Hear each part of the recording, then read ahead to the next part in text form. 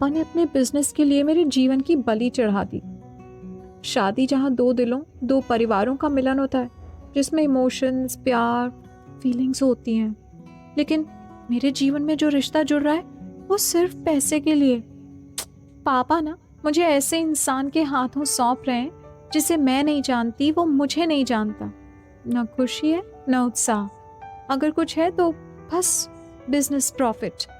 सोचते सोचते अनाया उठकर खड़ी हो गई और मूड चेंज करने के लिए रेस्टोरेंट से बाहर गार्डन में थोड़ा घूम कर आने की सोची। उसने आगे बढ़कर जैसे ही दरवाजा अपनी ओर खींचा, सामने हैरी खड़ा था। उसे देखकर अनाया का चेहरा इंद्रधनुष की तरह खिल गया। उसने सपने में भी नहीं सोचा था कि उसके पापा उसके लिए उस लड़के को चूज करेंगे जिसके सपने वो दिन रात देखती है।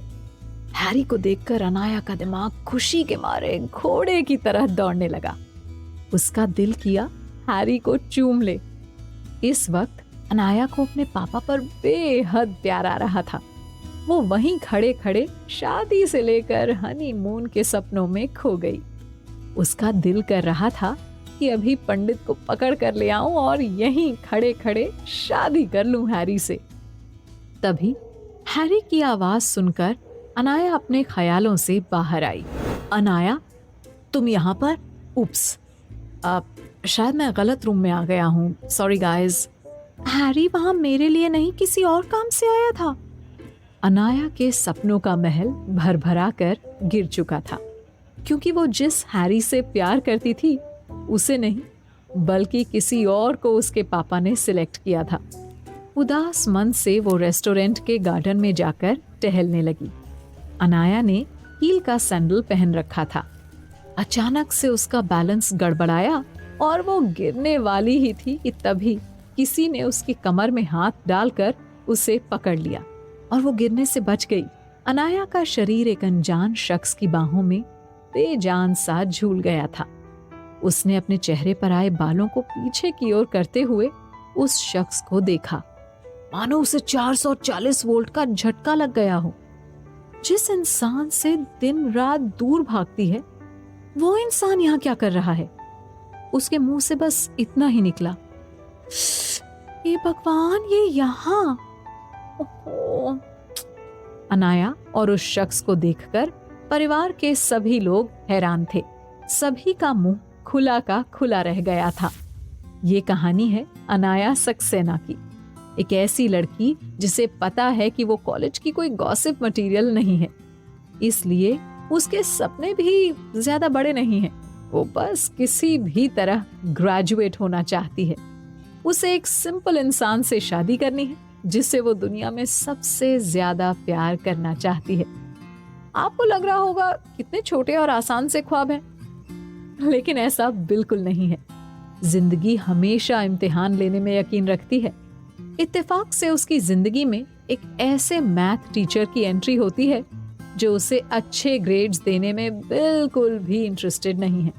उसकी फैमिली बिजनेस की हालत लगातार खराब होती जा रही है। जिस लड़के से उसे एक तरफा प्यार है, वो किसी और ही लड़की को पसंद करने लगा है। इतना सब भी ठीक था, लेकिन एक दिन अचानक उसकी लाइफ में ऐसा ट्विस्ट आता है जिससे उसकी पूरी जिंदगी बदल जाती है। वेट, कहीं आपको ये तो नहीं लग रहा कि उसकी जिंदगी मुश्किलों से भरी है? नहीं, ऐसा बिल्कुल नहीं है। वो तो बिल्कुल टेंशन फ्री लाइफ जी रही है। मगर कहते हैं ना, भगवान से कुछ भी सोच समझ कर मांगना चाहिए, क्योंकि कभी कभी भगवान जब अपने तरीके से हमारी विश पूरी करते हैं तो सब अच्छा होने के बजाय उलझ सा जाता है। खैर, मैं अब आपको ज्यादा बोर नहीं करूंगी। मैं नायरा, अनाया सक्सेना की बेटी। मेरे पापा कौन है ये राज है, तो चलिए सुनते हैं पूरी कहानी। तुम फिर से फेल हो गई हो, अमर सर ने लगभग रिजल्ट के पेपर मेरे मुंह पर मारते हुए कहा। इससे पहले कि सारे पेपर उड़कर यहाँ वहां बिखर जाते, मैंने फौरन उसे पकड़ लिया। हाय, दूर से देखने पर ही पेपर के कोने में लाल स्केच से लिखा F चमक रहा था, जो साफ साफ चुगली कर रहा था कि मैं वापस फेल हो चुकी हूँ। मुझे अब इन सब की इतनी आदत हो चुकी थी कि मेरा इस पर कोई रिएक्ट करने का मन ही नहीं हुआ। मेरे मुंह से बस एक गहरी सांस निकली और अपने कंधे उचकाते हुए मैंने लापरवाही से कहा, तो मैं क्या करूं? Are you serious miss Parekh? मैंने भी उसी टोन में जवाब दिया, सीरियस? मुझे नहीं लगता हमारी नॉर्मल लाइफ में लोग कैलकुलस का इस्तेमाल करते हैं, तो डिफरेंशिएशन और इंटीग्रेशन पर टाइम वेस्ट क्यों करूं मैं? भाई गॉड, जब से इंटीग्रेशन देखा है मैंने, मुझे सांप भी इससे ज्यादा क्यूट लगने लगे हैं। व्हाट? जवाब में मैंने ऑफिस की छत को घूरना ज्यादा बेहतर समझा। मुझे पता था ये सब वाहियात एक्सक्यूज है। सच तो ये था कि एग्जाम से एक रात पहले तक मैं हैरी की इंस्टाग्राम प्रोफाइल देखने में बिजी थी। हैरी, जो मेरा क्रश भी है, उसने गोवा में बिताई छुट्टियों के पल को इंस्टाग्राम पर शेयर किया था। उसकी शर्टलेस पिक्चर्स ने मेरी नींद उड़ा दी थी। मगर नेक्स्ट वीडियो में उस चुड़ैल साक्षी को उससे चिपकते देख मैंने रात भर में करीब 1000 गालियां उसे देने के लिए रट डाली थी। नतीजा, मेरे दिमाग में डिफरेंशिएशन और इंटीग्रेशन के फॉर्मूले के लिए जगह ही नहीं बची, तो एग्जाम में क्या खाक लिखती। अमर सर ने फिर मुझे आवाज दी, लिसन मिस पारेख। और मैं अपने ख्यालों से बाहर आ गई। मेरी तरफ देखिए और जो मैं कह रहा हूं उसे ध्यान से समझिए। अब मैंने सीधा अपने मैथ प्रोफेसर की आंखों में झांका। गोरा रंग, clean shave face, fit body, और इन सबसे बढ़कर थी उनकी हल्की नीली आंखें। जैसे ही मैंने उनकी आंखों में झांका, मेरे दिमाग में एक गाना बजने लगा। एक तो सूरत प्यारी और ऊपर से ये नाज, दिल लेने के तौबा ये कैसे हैं अंदाज। तुम ही बता दो ए जी, क्या सच्ची है ये बात, नीली आंखों वाले होते हैं धोखेबाज। बस इतना आना था कि मेरी हंसी छूट गई। अमर ने बिल्कुल असहाय भाव से मेरी तरफ देखा। मैंने तुरंत अपनी हंसी पर काबू पाया और बोली, I am sorry sir, please continue. Amar ने अपने सिर को पकड़ते हुए कहा, देखिए मिस पारेख, ये तीसरी बार है जब आप इस एग्जाम में फेल हो गई हैं और ये तीसरी बार है जब मैं आपको समझा रहा हूँ। प्लीज प्लीज प्लीज अपनी पढ़ाई पर फोकस कीजिए और एग्जाम को मजाक में लेना बंद कीजिए। मैंने बिना किसी लाग लपेट के पूछा, मुझे पास करने का क्या लेंगे आप? अमर ने हैरानी से मेरी तरफ देखा। कहना क्या चाहती हैं आप?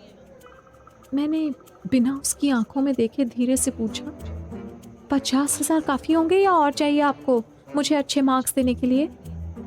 अमर गुस्से में कुर्सी से उठते हुए बोला, मिस पारेख, शायद आप अपने होश में नहीं हैं, तभी ऐसी बहकी बहकी बातें कर रही हैं। मैं घबरा गई।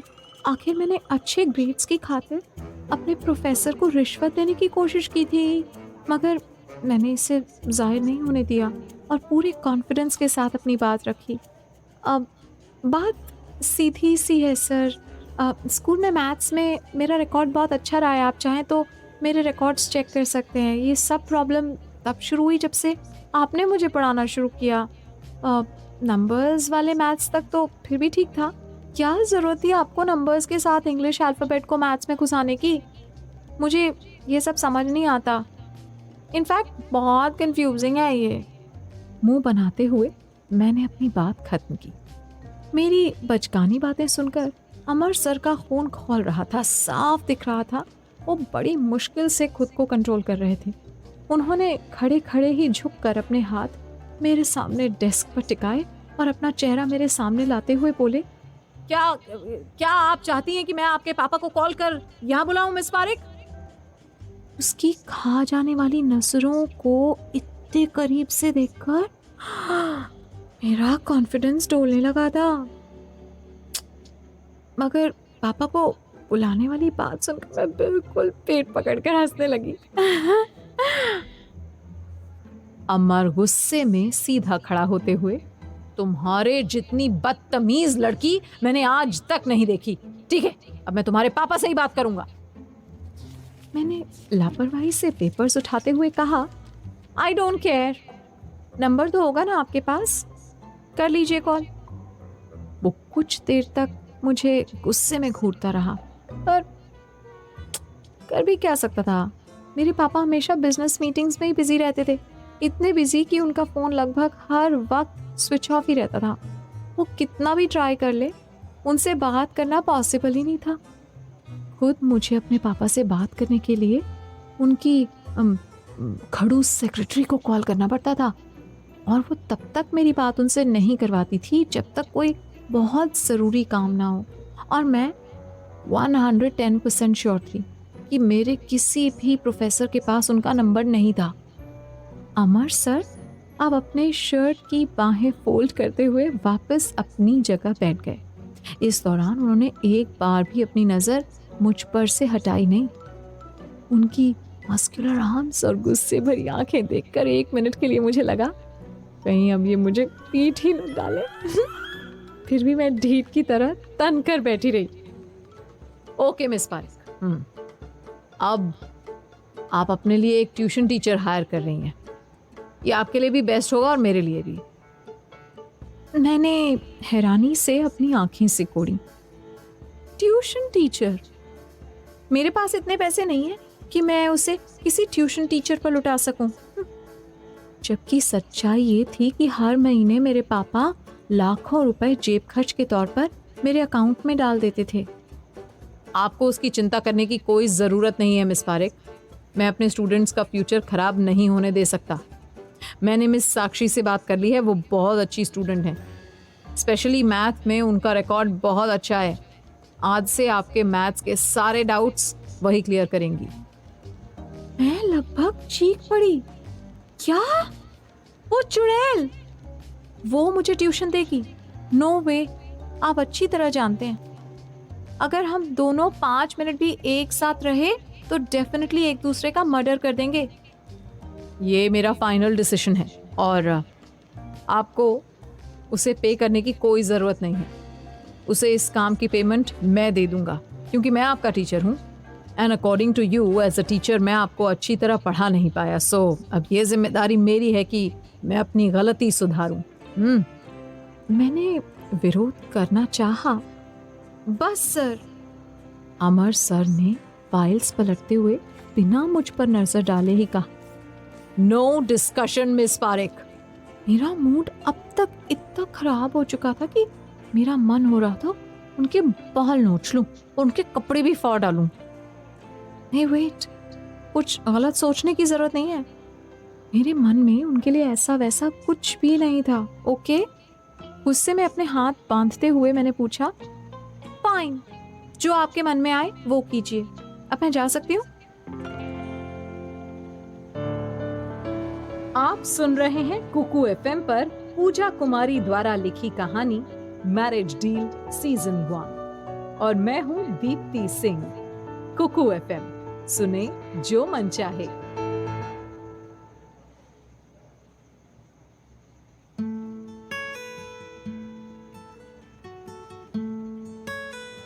अमर ने बिना किसी भाव के मुझे दरवाजा दिखा दिया। मैं गुस्से में पैर पटकते हुए वहां से बाहर निकल गई। जाते जाते मैंने गुस्से में दरवाजे को जोर से पटक कर बंद कर दिया। उनके ऑफिस की खिड़की के पास से गुजरते हुए मुझे फिर से वही शब्द सुनाई दिया जो पिछले 3 महीने से मैं उनके मुंह से अपने लिए सुन रही थी, इडियट। अमर सर में अगर कोई एकमात्र अच्छी चीज़ थी तो वो ये कि वो बंदा हैंडसम था। और मैं दावे के साथ कह सकती हूँ कॉलेज की कम से कम आधी लड़कियां तो ज़रूर उन पर मरती थी। कितनों ने तो सिर्फ उनको इम्प्रेस करने के चक्कर में मैथ्स ले रखा था। ओह मैं जैसा कि मैंने पहले भी बताया, मुझे उनमें कोई इंटरेस्ट नहीं था। मैं तो बस अपने हैरी की ही दीवानी थी। मैथ्स तो मुझे अपनी बेस्ट फ्रेंड जूली की वजह से लेना पड़ा था, क्योंकि उससे मैथ्स पढ़ना था और मुझे बस उसके साथ रहना था। पढ़ना मुझे कभी पसंद ही नहीं था। बस किसी तरह ग्रेजुएशन कंप्लीट हो तो मेरा इन बुक्स से पीछा छूटे। ऑफिस के बाहर जूली मेरा बेसब्री से इंतज़ार कर रही थी। हमेशा की तरह एक हाथ से अपने मोटे से चश्मे को संभाल रही थी और दूसरे हाथ से मोटी मोटी बुक से भरी बैग को। फुल टू पढ़ाकू फ्रेंड थी मेरी। जूली से मेरी मुलाकात क्लास 1 में हुई थी। मेरा स्कूल में पहला दिन था। मैं अनजान लोगों से ज़्यादा बात भी नहीं करती थी। शायद उसे इस बात का अंदाज़ा हो गया था, मगर वो ऐसी नहीं थी। कोई न मिले तो वो पेड़ पौधों से भी बातें करने लग जाती थी। सो वो खुद ही क्लास में मेरे पास आकर बैठ गई। लंच ब्रेक में उसने मुझे आलू के पराठे और चटनी ऑफर की और न जाने क्या क्या बातें करने लग गई। आधे घंटे के अंदर उसने मुझे अपने पूरे खानदान का इतिहास बता डाला था। बस यहीं से जो हमारी दोस्ती की ट्रेन चली थी वो आज तक बस चलती ही जा रही थी। या फिर शायद पूरे कॉलेज में हम दोनों ही इतने आउटडेटेड थे कि हमारा कभी कोई और दोस्त बना ही नहीं। हाँ, हाय हेलो वाली रिलेशन सबसे थी। मेरे आते ही उसने सवाल दाग दिया, सब चंगा ना? ज्यादा तो नहीं सुनाया उसने? मैंने जबरदस्ती वाली स्माइल देते हुए कहा, नहीं, बिल्कुल नहीं, ज्यादा कुछ नहीं, बस मैं फिर से फेल हो गई। वही हमेशा वाले लेक्चर्स दे डाले उसने। अरे तो इतना सैड फेस क्यों बना रखा है? मुझे पता है तूने अपना बेस्ट ही दिया था एग्जाम में। अरे कोई ना, नेक्स्ट सेमेस्टर में पास हो जाएगी, मैं खुद पढ़ा दूंगी ना। चल अभी स्माइल कर दे।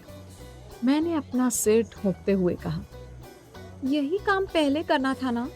उस जल्लाद ने साक्षी को मुझे ट्यूशन पढ़ाने को कहा है। जूली की आंखें हैरानी से बड़ी हो गईं। तो साक्षी नाल ट्यूशन लेगी? मैंने चिढ़कर कहा, उससे ट्यूशन ले मेरी जूती, सर न फोड़ दूं मैं उसका। फोड़ लेना, अभी चल ये सारे बुक्स लॉकर में रखने हैं। कहते हुए वो मुझे लगभग घसीटते हुए लॉकर रूम की तरफ ले जाने लगी, मगर अचानक से उसने जैसे ब्रेक मार दिया। मैं भी हड़बड़ाकर रुक गई। उसने धीरे से फुसफुसा कर कहा, वो यही है। मैंने हैरानी से पूछा, कौन? किसकी बात कर रही है? तुझे पता है किसकी बात कर रही हूं मैं।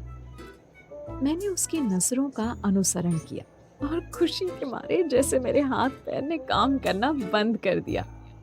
मुट्ठियां भींचकर मैं लगभग उछलने लग गई थी। हैरी, ओ माय गॉड, कितना हॉट लग रहा है। शायद अभी अभी बास्केटबॉल खेल कर आ रहा था। वो हमारे ही लॉकर के सामने खड़ा था, मगर वहां क्या कर रहा था? जूली ने खुशी के मारे मुझे कंधे से पकड़ते हुए कहा, वो तेरा इंतजार कर रहा है, जाना जाकर बात कर उससे। हरीश गोयल और हैरी, जो कॉलेज का सबसे हैंडसम और डैशिंग बंदा है जिस पर हर लड़की मरती है, वो मेरा इंतजार करेगा। ये हजम होने वाली बात ही नहीं थी, मगर काश कि ऐसा हो पाता। ये वही लड़का था जो स्कूल में मेरे, जूली और कुछ दूसरे बच्चों के साथ पकड़म पकड़ाई खेला करता था। तब लगभग हमेशा ग्राउंड में खेलने के दौरान इतनी बार गिरता था कि एक ही दिन में इसकी पूरी यूनिफॉर्म खराब हो जाया करती थी। हमेशा बिखरे रहने वाले मटमैले से बाल आज इतने सिल्की और स्टाइलिश हो चुके हैं कि हर लड़की उनमें हाथ फेरना चाहती है। उसकी डार्क ब्राउन आईज में खो जाने का सबका दिल करता है। वैसे वो है भी एकदम लविंग और केयरिंग। साथ ही उसका सेंस ऑफ ह्यूमर भी कमाल का है। अब इतनी सारी खूबियां बंदे में होंगी तो लड़कियां तो गुड़ पर मक्खी की तरह आसपास भिनकेंगी ही। तो बेसिकली हैरी कभी अकेला नहीं पाया जाता, उसके आसपास हमेशा 2-4 तितलियां मौजूद रहती हैं। ओ नो, वो चुड़ैल भी उत्थे ही है। मैंने दोबारा हैरी पर नजर मारी और सारे अरमान ठंडे हो गए, क्योंकि साक्षी उससे लगभग चिपक कर खड़ी थी। साक्षी भी हमारे कॉलेज की उन्हीं लड़कियों में से थी जो बाप के पैसे पर ऐश करती हैं। उसकी शक्ल नेचुरल कम प्लास्टिक सर्जरी की देन ज्यादा थी। फैशनेबल छोटे छोटे कपड़े, हाई हील सैंडल और खुले स्ट्रेट बाल। मगर इन सबके बावजूद उसमें एक खूबी भी थी कि वो स्टूडेंट मुझसे बेहतर थी, और यही रीज़न था कि उस जल्लाद अमर ने उसे मुझे ट्यूशन देने को बोला था। हम दोनों चुपचाप अपने लॉकर की तरफ बढ़ गए। हमने पूरी कोशिश की कि उन दोनों को इग्नोर कर दें, मगर जूली ठहरी पंजाबी कुड़ी, उसे तो बस पंगे लेने होते हैं, वो भी मेरे लिए। ओ बेबी, मैं बता नहीं सकती मैंने आपको कितना मिस किया। काश हम दोनों एक ही क्लास में होते। मैंने तिरछी नजर से देखा, दोनों के बीच 1 इंच का भी फासला नहीं था। साक्षी की उंगलियां धीरे धीरे हैरी के गालों पर फिसल रही थी। वो तो और भी पता नहीं क्या कर डालती, मगर तभी मैंने अपना गला साफ करते हुए गुस्से में लॉकर में सामान पटक कर दे मारा, ताकि उन दोनों का ध्यान हम दोनों पर जाए। मगर साक्षी पर कोई असर नहीं हुआ, तो जूली ने बुनबुनाना शुरू कर दिया। कुछ लोगों को कॉलेज हॉल और बेडरूम का फर्क तक नहीं मालूम है शायद। हैरी को उसकी बात सुनाई दे गई और उसने हल्के से धक्का देकर उसे खुद से दूर कर दिया। साक्षी ने उसे वापस कमर से पकड़कर अपनी तरफ खींच लिया और बोली, बेबी, तुम्हें किसी बहन जी की बात सुनने की जरूरत नहीं है। इस बार जूली का गुस्सा थर्मामीटर तोड़ने वाली पोजीशन में चला गया था। उसने इतनी जोर से लॉकर का दरवाजा बंद किया कि वहां मौजूद हर कोई हमें घूरने लग गया। मैंने अब अपनी आंखें और मुट्ठियां दोनों ही भींच ली और विस्फोट के लिए तैयार हो गई। जूली ने इस बार साक्षी को पकड़कर अपनी तरफ खींचा और बरस पड़ी। अचानक इस झटके से साक्षी संभल नहीं पाई और हाई हील्स की वजह से पूरी तरह लड़खड़ा गई। चुप कर चालू चुड़ैल, 2 छटाक का तो दम नहीं तेरे अंदर। टांगे की बांस की सीख, ठीक से खड़ी तो हो नहीं पा रही। प्लास्टिक की नाक और होंठ लगवाकर लड़कों पर डोरे डालती है। अरे बहन जी होगी तू, तेरी अम्मा। साक्षी अपना हाथ छुड़ाने की नाकाम कोशिश करने लगी। What the hell? हाथ छोड़ो मेरा, यू इडियट। ओए, दम मैं तो छुड़ा ले कुड़िए, पंजाबन का हाथ है ये, टूट जाएगा पर छूटेगा ना। हैरी ने बीच बचाव करते हुए कहा, I am sorry Julie, please बुरा मत मानना। बेबी, तुम क्यों सॉरी बोल रहे हो? इट्स ओके साक्षी, चलो चलते हैं यहाँ से। जाते जाते साक्षी ने खा जाने वाली नजरों से हमें घूरा और पैर पटकते हुए वहां से चली गई।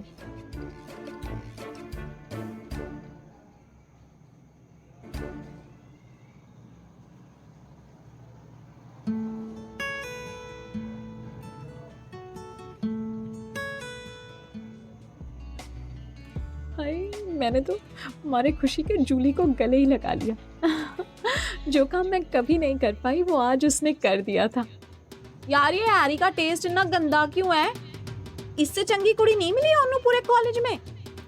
मैंने अपना बैग संभालते हुए कहा, जाने देना यार, बेचारा दिल नहीं तोड़ पाता किसी का। और हम दोनों ही हंस पड़े। हम लोग यहाँ से सीधा पार्किंग एरिया में आ गए। मैंने कार निकाली और स्टार्ट करने ही वाली थी कि अचानक मेरा फोन वाइब्रेट हुआ। मैंने मैसेज ओपन किया तो किसी 8वें अजूबे की तरह पापा का मैसेज मेरे सामने था। पिताश्री के पास इतना टाइम कहाँ से आ गया कि उन्होंने मुझे मैसेज कर दिया? क्या लिखा है? कह रहे हैं आज जल्दी घर आ जाऊं, उन्हें मुझसे बहुत जरूरी बात करनी है। अब जरूरी होगा तभी मैसेज किया है। चल तुझे ड्रॉप कर दूं पहले। आधे घंटे के अंदर जूली को उसके घर छोड़कर मैं पारिक मैंशन के अंदर थी। जैसे ही मैंने घर के अंदर कदम रखा, पापा की आवाज आई, आ गई अनु। पापा मुझे इसी नाम से बुलाते थे।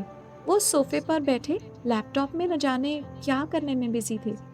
मैं पापा बोलते हुए जाकर उनसे लिपट गई और बिल्कुल चिपक कर उनके पास बैठकर लैपटॉप की स्क्रीन को देखने लगी। पापा ने मुस्कुराते हुए मेरी तरफ देखा और पूछा, तुम्हारा दिन कैसा रहा? ठीक ठाक। अब उन्होंने अपना लैपटॉप बंद कर उसे सामने पड़े कॉफी टेबल पर रख दिया और मेरी तरफ मुड़ते हुए बोले, अनु, मुझे तुमसे बेहद जरूरी बात करनी है। उनका इतना कहना था कि बस आज कॉलेज में जो कुछ हुआ उससे लेकर पिछले 1 महीने में मुझे अपने किए गए सारे कांड याद आ गए। जरूर उस जल्लाद मैथ टीचर ने ही मेरी शिकायत की होगी। मेरे चेहरे पर हवाइयां उड़ने लगी, क्योंकि पिछली बार जब ऐसा हुआ था तब न केवल मुझसे मेरे क्रेडिट कार्ड्स और एटीएम छीन लिए गए थे, बल्कि मुझे ऑटो से कॉलेज जाना पड़ा था। मुझे घबराहट में नाखून चबाते देख पापा ने मुझे हिलाकर पूछा, अनु, तुम सुन भी रही हो मैं तुमसे क्या कह रहा हूँ? पापा प्लीज, मैंने जानबूझकर कुछ नहीं किया था। मैथ नहीं समझ में नहीं आता और वो अमर सर कभी ठीक से समझाते भी तो नहीं। सब उन्हीं की गलती है। पर पापा मैं नेक्स्ट सेमेस्टर में पास हो जाऊंगी, I promise. Please please please मुझसे मेरे आईफोन, कार या क्रेडिट कार्ड मत छीनिए। मैं बिना उनकी बात सुने ही एक सांस में सब बोल गई। क्या? ओह, तुम फिर से फेल हो गई? उन्होंने आह भरते हुए कहा। सब मेरी ही गलती है। तुम्हारी माँ के गुजर जाने के बाद मैं कभी तुम्हारा ख्याल नहीं रख पाया। अब मुझे अपनी गलती समझ में आई। पापा कुछ और ही बात करना चाहते थे और मैंने कुछ और ही समझ लिया था। अरे बिल्कुल नहीं, आप दुनिया के बेस्ट पापा हैं, मैंने उन्हें गले से लगाते हुए कहा। आप कुछ कह रहे थे? अब वो गंभीर स्वर में बोले। हाँ, कहना तो बहुत कुछ है मगर समझ नहीं पा रहा शुरुआत कैसे करूं। दरअसल पिछले कुछ महीनों से हमारी कंपनी के शेयर्स लगातार गिरते जा रहे हैं। कंपनी घाटे में जा रही है। ये बात कहते हुए दुख और चिंता उनके चेहरे और आवाज में साफ झलक रही थी। मुझे उन्हें ऐसे देखकर बिल्कुल भी अच्छा नहीं लग रहा था। सो मैंने उन्हें दिलासा देते हुए कहा, कोई बात नहीं पापा, बिजनेस में ये सब तो लगा ही रहता है। अगर मैं आपकी इसमें कोई मदद कर सकती हूँ तो प्लीज मुझे बेझिझक बताइए। पापा ने मेरा हाथ पकड़ लिया और भारी स्वर में बोले, तुम एक काम कर सकती हो मेरी बच्ची। इतना सुनना था कि मेरी धड़कनें बढ़ गईं। मैंने कांपती आवाज में पूछा, क्या? उन्होंने उम्मीद भरे स्वर में कहा, हर्षित सक्सेना ने शादी का प्रस्ताव भेजा है, प्लीज तुम शादी के लिए हाँ कह दो। 28 अगस्त 2007 सुबह का वक्त। मैं घर में ही बने पापा के ऑफिस एरिया में खिलौनों के ढेर के बीच बैठी अपनी बारबी डॉल को सजा रही थी। पास ही पापा अपने वर्किंग टेबल पर लैपटॉप में बिजी थे। पापा मेरी बारबी अच्छी लग रही है ना? पापा ने बिना लैपटॉप से नजर हटाए ही कह दिया, हाँ बेटा बहुत सुंदर है। मैंने रुआसी आवाज में कहा, पर आपने तो देखा भी नहीं। वो इसलिए क्योंकि कोई भी गुड़िया मेरी अन्नू से ज्यादा प्यारी नहीं हो सकती। कहते हुए पापा ने मुझे आकर गोद में उठाते हुए किस किया और बोले, मेरी गुड़िया ज्यादा प्यारी है। तभी अचानक फोन बजने लगा और उसकी आवाज पूरे कमरे में गूंजने लगी। इस वक्त उन्हें बिजनेस कॉल्स ही आते थे, सो पापा ने मुझे नीचे उतारा और फोन स्पीकर पर डाल दिया। मगर ये कोई बिजनेस कॉल नहीं था। दूसरी तरफ से किसी लड़की की आवाज आ रही थी जो कह रही थी, मिस्टर पारेख, आपकी वाइफ का रोड एक्सीडेंट हुआ है, आप प्लीज जल्दी हॉस्पिटल पहुंचिए। पापा पूरी तरह घबरा गए। मुझे लेकर फौरन वो हॉस्पिटल निकल गए। मगर अभी हम आधे रास्ते भी नहीं पहुंचे थे कि दोबारा एक कॉल आया। इस बार भी हॉस्पिटल से ही था कॉल, ये बताने के लिए कि मॉम अब नहीं रही। उस दिन पहली बार पापा को इतना टूटा और हारा हुआ देखा था मैंने। मुझे गले से लगाकर जब वो बेतहाशा रोने लगे तो मैं उनसे पूछना चाहती थी, आखिर मॉम को हुआ क्या है। मगर दिल के किसी कोने में शायद पहले ही ये एहसास आ चुका था कि कुछ बेहद बुरा घट चुका है। हम दोनों ने ही मॉम के बेजान शरीर को देखा था और उस पर लगे सैकड़ों घावों को भी। लेकिन इसके बाद जो हुआ वो इससे भी ज्यादा दर्द देने वाला था। नर्स ने पापा को मॉम की रिपोर्ट सौंप दी। मॉम जिस लेडी डॉक्टर के टच में थी उसने बताया मॉम प्रेग्नेंट थी। पापा को ये बात पता नहीं थी। इनफैक्ट मॉम को भी ये बात उसी सुबह पता चली थी।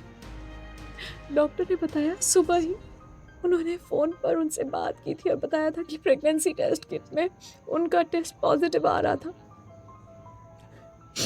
वो इतनी एक्साइटेड थी कि उसी समय डॉक्टर से मिलने हॉस्पिटल निकल गई।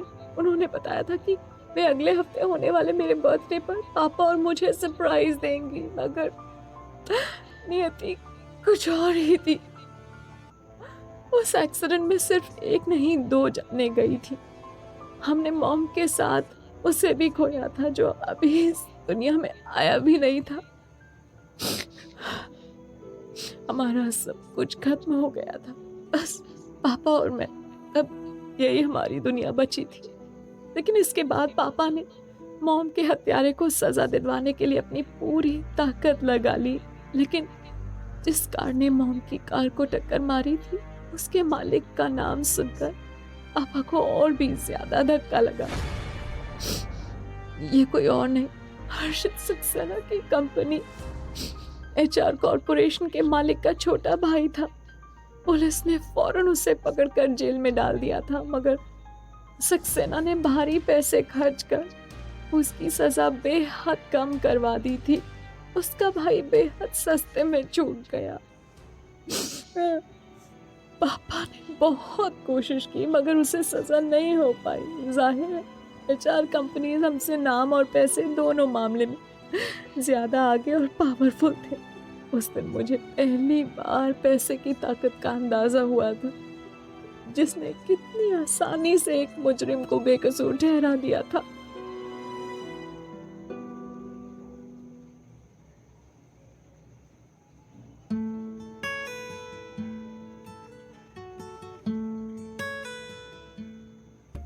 एक वक्त था जब हर्षित सक्सेना की कंपनी HR कॉर्पोरेशन और हमारी कंपनी JP प्रॉपर्टीज आपस में लिंक्ड थी। ये सिर्फ बिजनेस रिलेशन नहीं था, बल्कि